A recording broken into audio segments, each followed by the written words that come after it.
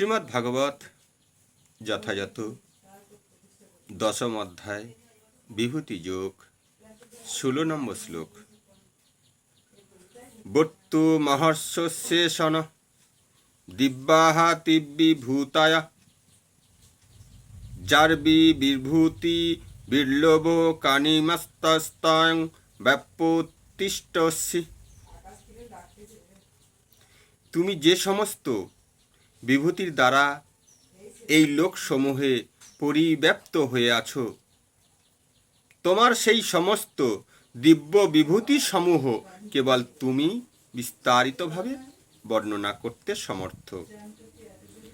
এই শ্লোকটি পড়ে প্রতীয়মান হয় যে অর্জুন পরমেশ্বর ভগবানের শ্রীকৃষ্ণের সম্বন্ধে অবগত হয়ে ইতিমধ্যেই পরিতুষ্ট হয়েছেন।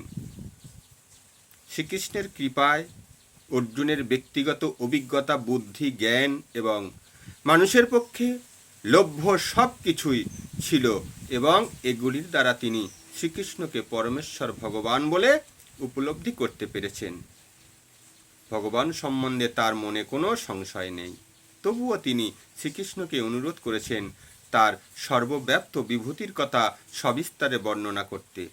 সাধারণ মানুষেরা এবং সেই বিশেষ করে নির্বিশেষবাদীরা প্রধানত পরম তত্ত্বের সর্বব্যাপ্ত রূপের প্রতি আগ্রহী, তাই অর্জুন শ্রীকৃষ্ণকে জিজ্ঞাসা করেছেন তার বিবিধ শক্তির মাধ্যমে তার সর্বব্যাপ্ত রূপে তিনি কিভাবে বিরাজ করেন।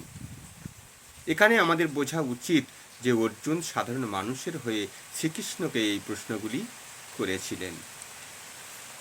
প্রেম সে বলো রাধে রাধে।